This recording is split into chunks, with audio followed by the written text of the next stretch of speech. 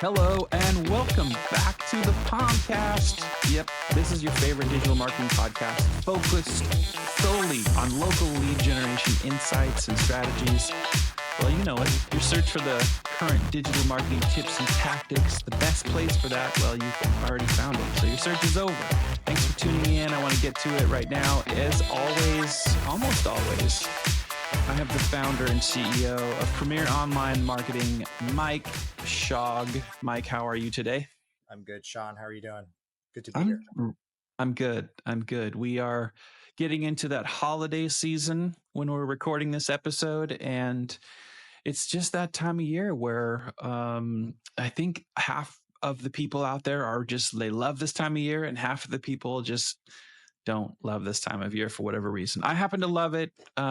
It's a great time of year. I think it's a really good time for conversations like the one we're going to have today, where if you are thinking about how your budgets should look for optimizing digital spend going into the new year, because we're getting close to a brand new year, 2025.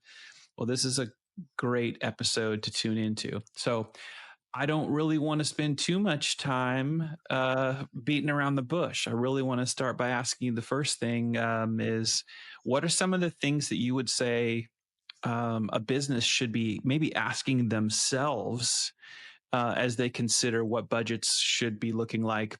Perhaps it's a compare and contrast, but as they go into a new year. Absolutely. Yeah. I had the idea for this podcast theme because I just got through budgeting season for all of our customers. So unfortunately, this information won't be very helpful unless you're going to resubmit budgets. But typically around October, November of the year, all of our dealership and all of our multifamily clients ask for budget proposals for the next year. And essentially it becomes kind of an exercise of determining what are the needs of the business from a traffic or lead standpoint. And you try to work backwards from the lead. Obviously, we're a lead generation company, so we can drive traffic and leads. We can't close them for the customer. But you want to reverse engineer your traffic needs from that lead to close rate. And basically the number of leads that you're going to need you should base it on what you got basically year to date or over the last 12 months. And I never hear from most of my clients that they're getting too much traffic or too many leads. I literally have actually never heard that once in my life. So you really need to, when you're thinking about budgets for the next year, especially as it relates to digital marketing, you need to look at SEO, PPC, social, paid, organic efforts, content planning. I need to kind of evaluate like what is the level of traffic that I need relative to where I'm at right now. If you budget for 2025 with the same budget that you have in 2024, and you're hoping that things are going to get cheaper or you're going to get smarter or more efficient with your budget, you're probably not going to have the results that you want. So the first question is your business stabilized, basically on track for hitting goal? Like how far away are you from business stability? Are you 15% of, if you got 15% more traffic, would you be there? Or more sales, would you be there? And then you can reverse engineer from there.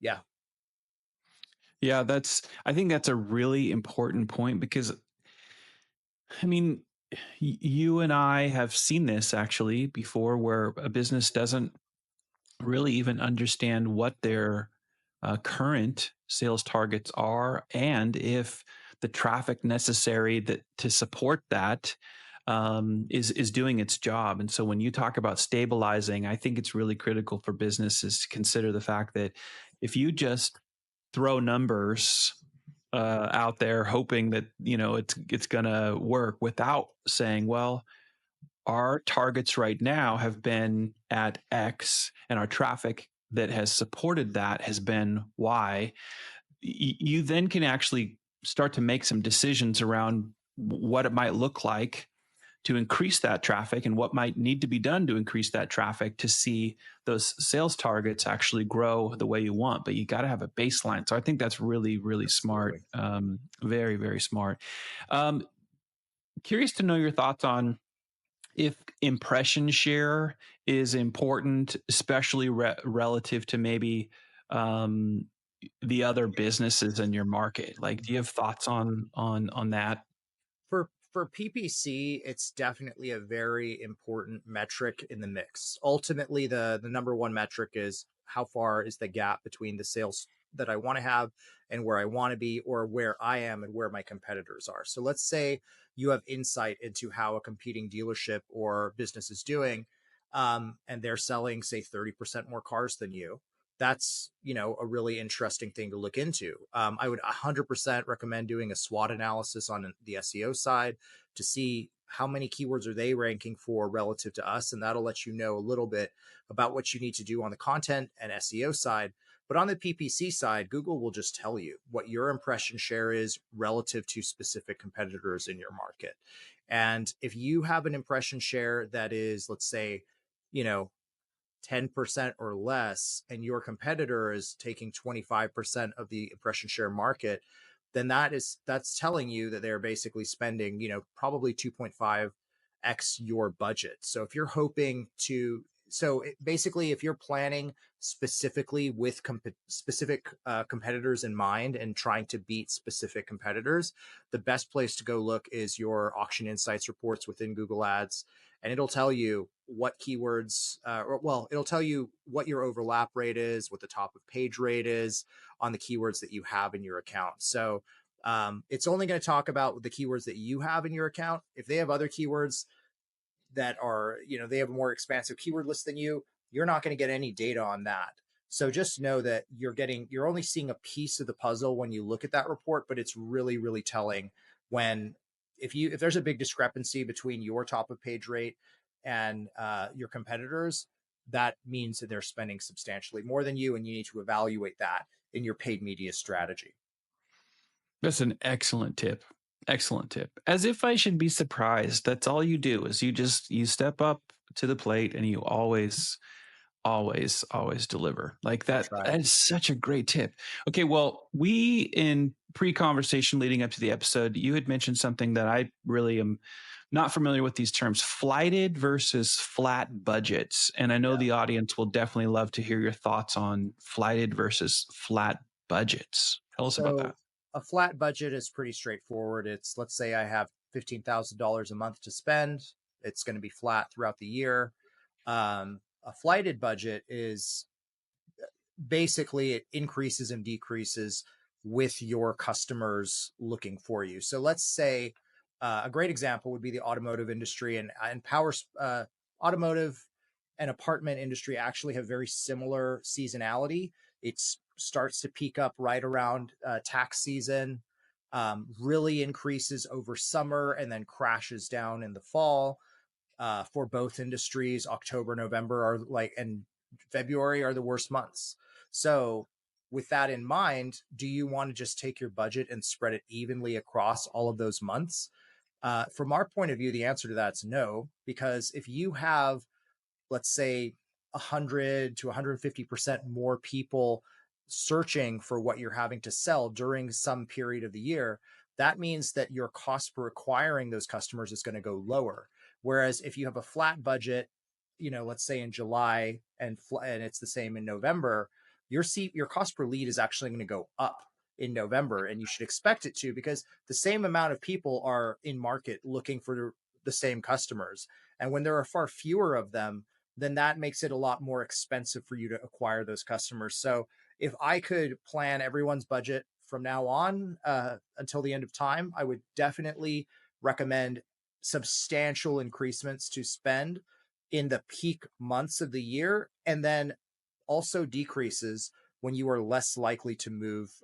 Let's say when you're less likely to move a customer into a, Montana apartment, or even Denver, places that are cold.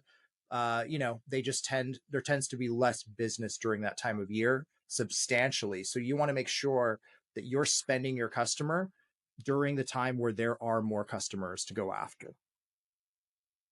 That's one of the most honest answers that you're going to get out there, people, from somebody in the digital marketing space, literally understanding the seasonality of your vertical and then making really honest recommendations about when and when you shouldn't be adjusting budget. So that's just really great advice.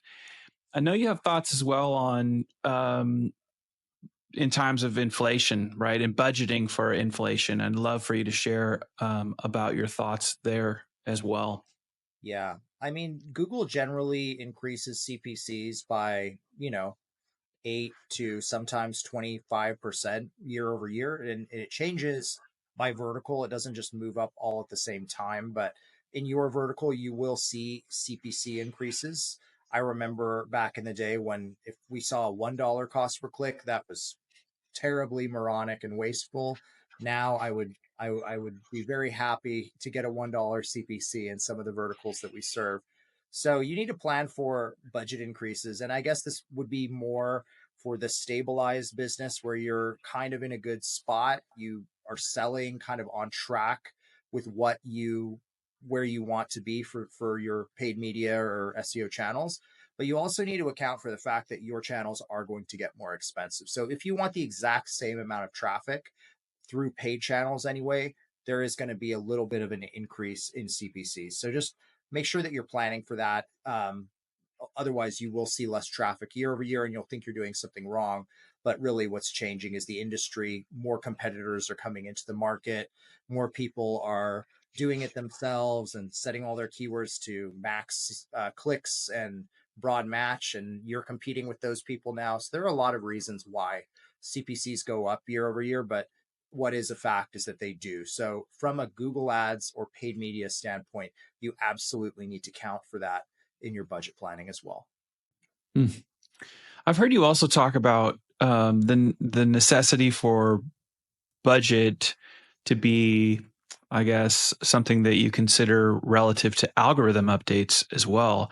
And I don't know that I've heard a lot of people talk about that, but it makes a lot of sense. So I'd like you to share a little bit about your thoughts on budgeting regarding algorithm updates. There certainly are at least a handful that happen every year.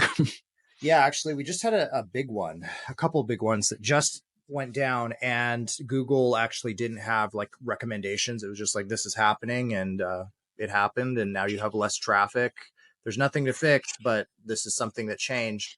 And the reality of the situation is, if you're getting thousands of visits organically, you need to treat that like those like diamonds. They're so valuable. Organic traffic is more valuable than paid traffic. I hate to say that as a paid media guy, it just converts at a higher rate.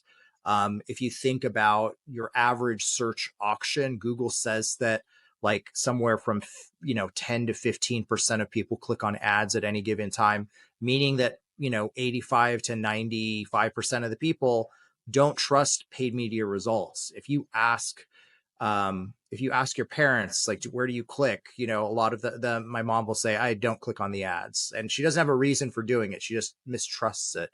So the reality that is that Google is a for-profit company and they make money when you click on ads and they don't make money when you don't. So they have a vested interest in decreasing the amount of organic traffic that you are getting year over year. If you are not actively investing in your SEO, if you are not making revisions to basically every page, at least little revisions to content, if you're not comparing how your website is ranking relative to the cohort of competitors that you are evaluating in your market, then you are going to lose organic traffic. And it's not that you're doing anything wrong. There are plenty of businesses that don't change services, like dog groomers, for instance, or dentists. Their services are the same. Plumbers, why would they need to update their uh, you know, their service offering? A roofer is a roofer. They'll come and let you know what it's going to cost in person. A lot of these businesses don't list pricing anyway, but the content of their websites does need to change in order if they want to stay ahead of new competitors.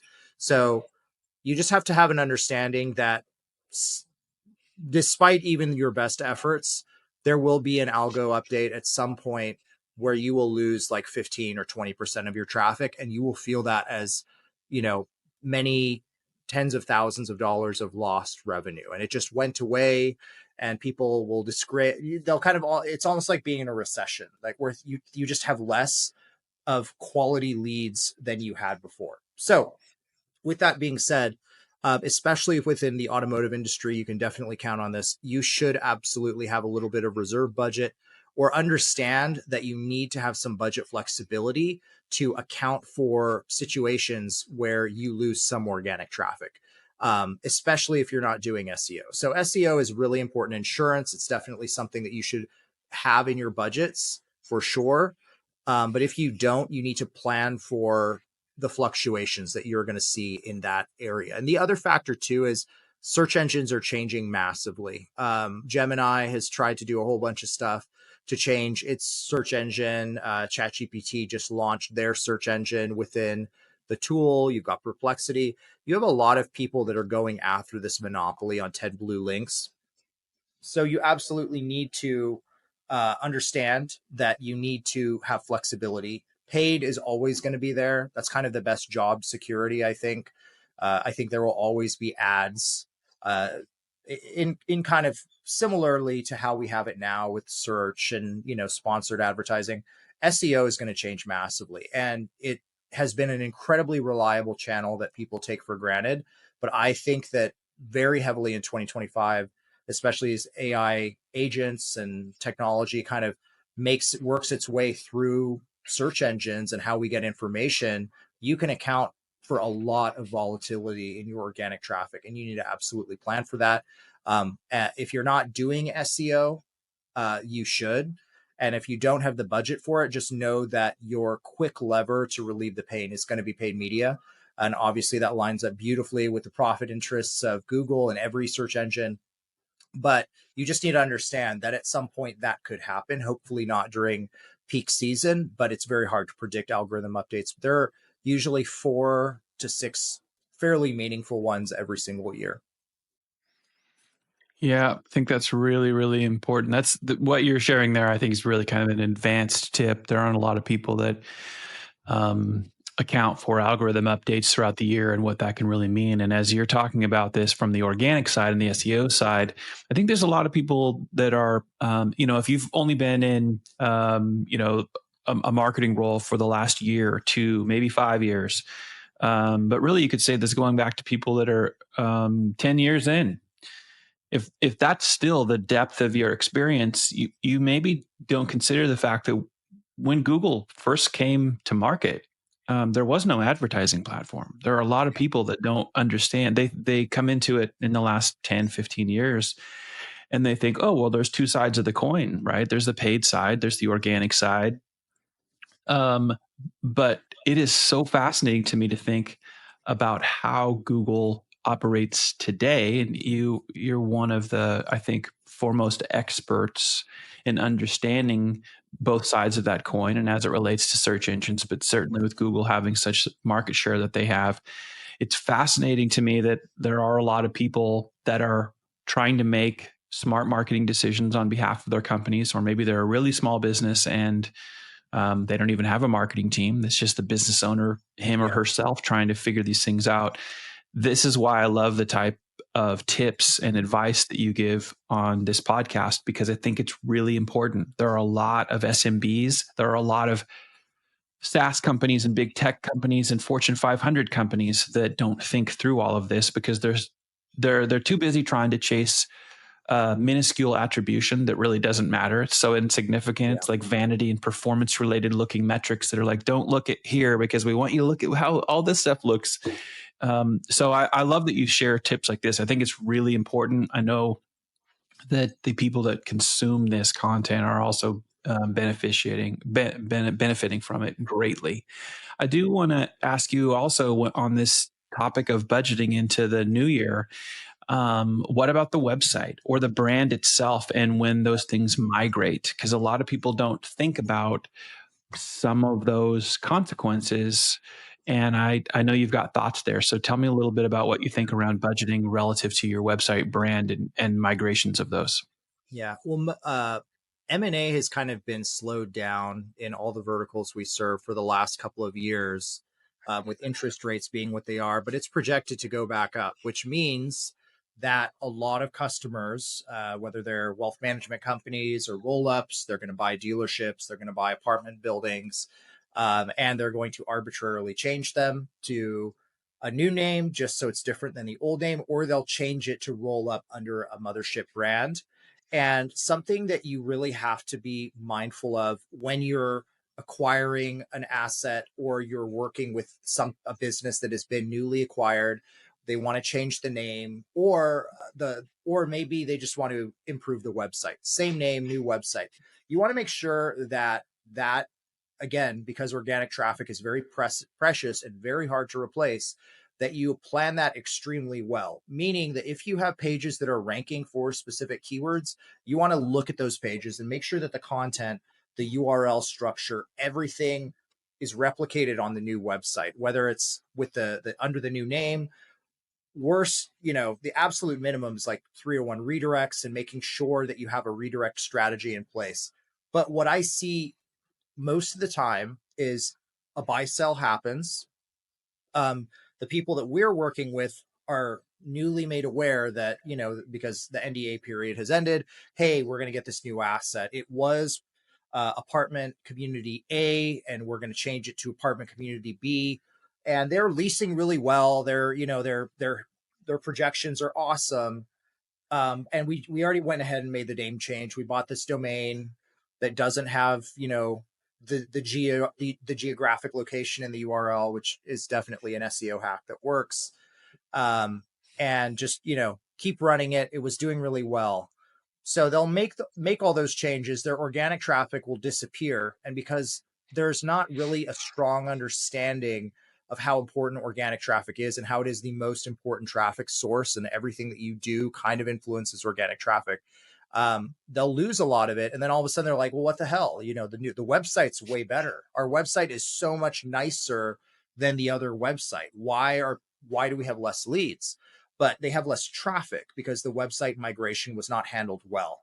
Now, I could go into a whole podcast for just website migrations and bring the SEO team in, how to talk about how to tackle that perfectly. But even with the best team, sometimes the CMS options are not really great. We're working with a client right now that was doing really well on dealer.com's platform, of all things. They migrated to another platform that was supposedly way better, and their organic traffic dropped in half. And unfortunately, um, hopefully, if you're listening to this and you have this come up, you just need to understand that to Google, legacy does matter. Just having a new website for the appearance, the aesthetic of it, without the SEO taken into consideration, could be a massive multi-million-dollar mistake. And if no matter what, we're changing websites, we're getting off of one platform, going to another, obviously you want to consider all the things that you can control to make that transition as seamless as possible. And you're also going to even need to understand that under the most perfect circumstances, you're going to lose probably 20 to 30% of that traffic no matter what. So you're going to need to plan for that. If you have a website migration or new website, you need to plan for several months post transition where you are going to have to increase your traffic from other sources. Obviously, paid is the easiest way to do that. You can also get ahead of it with really good SEO planning. But a new website to Google is going to have kind of an organic setback, and you're going to have an adjustment period that you're going to have to account for. We have seen website migrations where it just goes up and things are just great. But that's probably been about 10% of the time. 90% of the time, even when migrating from a crappy platform to a new, better one, things change. There's an adjustment period, usually 4 months or so, where traffic drops about 20%, and it's from a really high converting source. So you need to offset that by more than the amount of traffic you lost, because you need to understand that organic traffic converts 3 times better than paid media. So if you're offsetting a 20% traffic drop with paid media, it's going to have to be more than a 20% increase to your budget. You're going to actually have to look at the amount of traffic that you were getting and probably double it to be somewhere in the same neighborhood for a little while. And then obviously you can go back down, but SEO is really important. And people just kind of think that organic traffic is a given. It's not. It's incredibly competitive. And it's the most important channel for sure, that most of our clients are not super, they're not super dialed into how important it is necessarily. Imagine, regardless of whether you're choosing a DIY self-serve website platform and you're going to switch yourself, you're a really small business, or you and I have a lot of experience in the automotive industry. Imagine if the automotive industry website provider, as part of their sales pitch, had to disclose, yes, we're amazing, we're awesome. When you switch over, you're going to have probably a 20 to 30, if not more, percent decrease for potentially at least a quarter.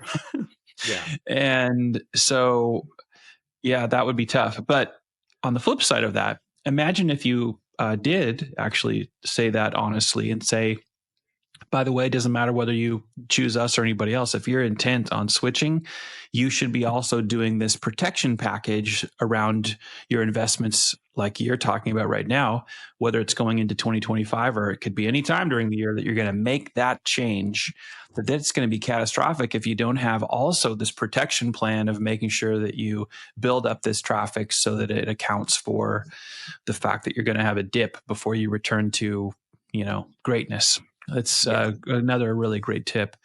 I know that maybe in years past, you and I both would probably want to be able to say, hey, put all your eggs or, do most of your investment in Google, obviously from a market share perspective. And there's always been, I think, really good reason to have at least some budget that you're allocating in the Microsoft ad platform. And there's probably a good argument or case to be made for even social, paid social in a lot of examples. I want to hear your thoughts on that around the Microsoft ad piece. Not to, I'm not asking you to, say anything that's particularly maybe negative or shade towards Google, but I really know, because we've had conversations about it before, about how this is really important to actually be thinking about these things. And it's not just from a, hey, you know, don't use Google all the time. There is actually a lot of things to consider in making those decisions. So for doesn't matter if you're a car dealer or any business, if you're thinking about 2025, how would you be telling them to consider budget as it relates to Microsoft ads versus Google, or maybe all of it? Yeah. Well, I mean, obviously, Google has had and still continues to have the vast majority of search volume. And as long as that's the case, most of your budget should be there. However, it is totally under attack from every side. And in our opinion, Google is not handling it well, to be honest with you. Like, I think that there's real credible threats that if people continue to have better experiences in other places to find information, whether it's Perplexity or ChatGPT or Bing or Edge or whatever, they're going to continue to bleed traffic. And most of our clients probably have like under 20% of the search volume for whatever their category is in whatever market they're in. So the fact that all of these other challenging platforms have north of 10% right now means you could never spend another dollar with Google and get the same amount of traffic on all these other channels. I will say that Google does convert better than some other channels, but we are seeing comparable performance in Microsoft. And I do think that Microsoft is the really most formidable challenger right now. Obviously, they're getting a ton of data through ChatGPT. That I believe that ChatGPT search is kind of powered by Bing ads or Edge. So when it becomes addressable through that medium, you're going to want to be there. But I would really say, as an agency, it doesn't benefit us to steer people to other platforms, because those are more platforms that my team have to manage, a lot more oversight for billing. There's just nothing but downsides with being kind of omni-channel for the business side, and it's a headache for everyone else. However, you don't want to be the last mover, or you want to be the first mover to another platform when you see it on the rise. And frankly, Google has not responded well to AI at all. So I 100% am steering all of our customers to definitely Bing, but to other channels as well. If TikTok is not going to get kicked out of the country, then you should use it. I think that the fear, uncertainty, and doubt that the government put around Bing, not around Bing, but TikTok, and them getting kicked out of the country, that made billions dollars more for Google and for the other platforms that weren't going to get ousted, but that doesn't appear to be happening. So you need to look at all of the channels where you have been relying on getting business, and you need to look at expanding them, because there are a lot of other places where your dollars can be well spent. The worst thing that could happen would, you'd see some seismic change in Google search, and the 10 blue link monopoly is shaky, and let's say Google loses 20% of their market share to these challenging platforms. That would be a massive loss of traffic organically from a paid standpoint. And sure, you can make it up by spending more, but I think the more efficient option will be to actually strategically choose a couple of other platforms to invest in. I like Google. I think Google is going to be the best place to spend most of your money for the next couple of years for sure. But I also think that Bing ads or Microsoft ads with their search network is definitely a very important channel, and you should absolutely allocate a small portion of your budget there, maybe 15% of your monthly allocation to start, and then kind of go from there based on performance. I think it's great that you're so transparent about topics like this, because I mean, if you even consider your podcast, the Pomcast, the content that you make here, it's meant to have the long form version to where people can consume it wherever they are listening to it right now, wherever, if they've decided that they want to see the video version of it. But you've consciously decided that you know that this is valuable and it goes beyond just one particular channel. You can use a podcast like this to make content for your YouTube audience, for your LinkedIn audience, for if your company is going to be using TikTok, Instagram, Facebook, every single platform. But those decisions are made based on, well, where's the target audience for your business? And Yeah. so you're doing things yourself at Premier Online Marketing that you could tell any business that you also work with or would like to endeavor to work with in the future, that you're doing the same things that you would tell them to be doing around the diversification and being first in places where you see the rise of new platforms that could be beneficial to your business. I think that's really, really critical. I've got a couple more things I want to ask you in this episode. One is around creative planning. And I touched on this just here in the last couple of things that I mentioned around, kind of rise of things like video. Not that it's not new, but it just seems to continue to open more people's eyes and realize that it is such it's a conversation starter. It's one of the easiest and best places to get someone's attention, which you have to have before you can build trust with audiences. And so I'd love to get your thoughts here as we kind of wind down in the last couple of questions. First, around your thoughts around creative planning relative to budgeting into a new year. Yeah. I think, I mean, for forever, video has been the number one medium. If you think about, you know, Instagram, Facebook, people taking video selfies of themselves, or video testimonials, or like all kinds of stuff. And then obviously you have like television advertising, OTT, all of that stuff. I think the biggest barrier for a lot of businesses is the ability to create, or just the frank fact that nobody has planned or budgeted for creating quality video footage that you can use on like YouTube ads or Hulu ads or something like that. But that is changing, and there are definitely a lot of great tools that will help you create great video with limited resources. But even that being said, that is an option, and that's a good option. It's better than not participating in video marketing. I would say though that like you should absolutely plan for, especially new business ventures that don't have video. You should plan to do some quality video for your business. YouTube alone, through custom intent audiences, where you can basically target people on YouTube that just searched what your top keywords. It's just such a great way to get in front of people. When I think about like impression quality, think about like the impression quality of a search ad on Google. It's like a bunch of text. It takes your brain a lot of time to digest it. You have to choose to read it all. Most people don't. They just scroll on and go onward. Or look at like a banner ad that kind of interrupts you when you're on like a news site or something like that. A video is, you expect to see an advertisement if you're on TV So it's kind of expected, which is good. It's, it is definitely intrusive, but you expect it. But the impression quality is awesome. You can convey so much more through a video than you can through text or an image. So it just makes a much better link with your target prospects. And video for the longest time was kind of limited by the targeting options that you had. And that's no longer the case. So you now have the ability to target people extremely precisely based on keywords that they did, um, that they just searched. So that just makes video really important. And the barrier has always been creative. So businesses that choose not to invest in their creative and choose not to invest in Google are going to be missing out on a lot of great traffic and a lot of great connections that they could be making for their business. So for all businesses that we work with, we definitely are nudging them to allocate some of their media spend for video, but obviously to development of the assets they need to take advantage of this because it's so important.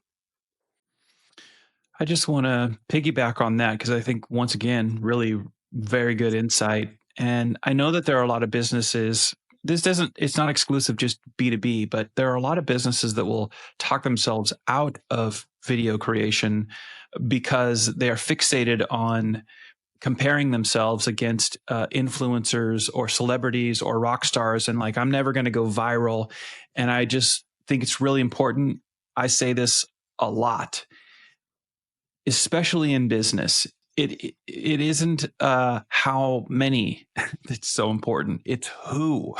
Right. And so when you're making that content, the who becomes your driving factor. Who are you making it for? And that might be that you have 62 people that watch the video, but all 62 of them are likely people that you really wanted to see that Right. content.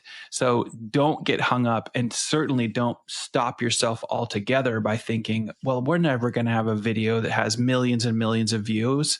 If you do, that's nothing wrong with that either. If you go viral for some reason, hey, great. But the fact is that the who that you're making your content for is far more important than how many people are seeing it. Don't fixate on that because it Absolutely. oftentimes stops people dead in their tracks and they won't even do it. Well, I got one more. We were talking about this a little bit.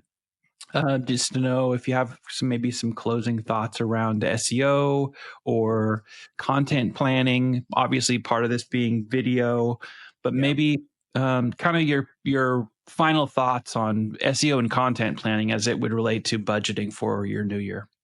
Yeah. I think defending your whatever traffic you have gained organically should be a top priority. Even if your traffic doesn't increase year over year, that's better than having less traffic, and it's worth every penny to defend it and invest in it. But yeah, obviously for SEO, you want to plan for reoptimization of all of your core pages, meaning adding new text to those pages if you're not ranking in the position you want to rank for. So I think a really good exercise for all business owners to go through, regardless of industry, is to take your website and look at who you're competing with, not based on your opinion of who your competitor is. Oftentimes, we'll talk to dealerships or apartment owners, and they'll say, well, my product is like this other uh, building 20 miles away. It's another luxury high rise or whatever. But really, who their competitor is if you're in a 5 mile radius of the business and you search for the keyword that matters to you, who's showing up? Those are your digital competitors. And you need to evaluate from an SEO and a paid media standpoint, how are you stacking up against these guys? Are they outranking you all the time? Are they outranking you in the map pack and the search engine results, or just the map pack and not the search engine results? And you need to reverse engineer both the local SEO listings or map pack and then also the search results. So typically what we see is um, most of our customers, or I think all customers, just want to kind of think of SEO as a one and done. We set it up, we hit the pages, we have the visibility that we want, and then we stop. We don't want to mess with it. Unfortunately, all of your competitors are going to be developing content. A lot of them are going to be adopting new website platforms that might be better than yours or faster. And you have to evaluate what you're going to do this next year from a content and SEO perspective. And what you definitely need to invest in is beefing up, extending the word count, improving your keyword optimization on all of your core pages. And you also need to evaluate evaluate all the keywords that you want to show up for. What's really funny for us sometimes is we'll have a customer come to us and say they'll have like 300 words that they want to show up for, and they have a 5-page website. It's literally impossible to rank for all of those keywords when you have so few pages. So part of the content development needs to be looking at where do we want to expand into these other keywords that totally make sense for our business, but we don't show up for them anywhere, not on any page of Google. And you need to create those pages and create that content. So you should be looking for 2 different types of content projects. You should be looking at expanding into new pages that you don't currently have content for. And then you also need to look at your core pages. What are we ranking for? How do we strengthen our rankings for that? Oftentimes, content length is not long enough, frankly. And I know that length is kind of an arbitrary description for content, but it absolutely matters. If you have 50 to 150 words on the page optimized for your target user, and your competitor has 500 to 1,000 words kind of work throughout their page that are supporting the keywords they want to rank for, they're going to outrank you. And that will happen the vast majority of the time. There are other factors like backlinks, but oftentimes content is not deep enough, it's not long enough, it's not well optimized. So even if you're ranking really well right now, you need to look at all of your competitors and you need to see what you can do to improve your on-page copy.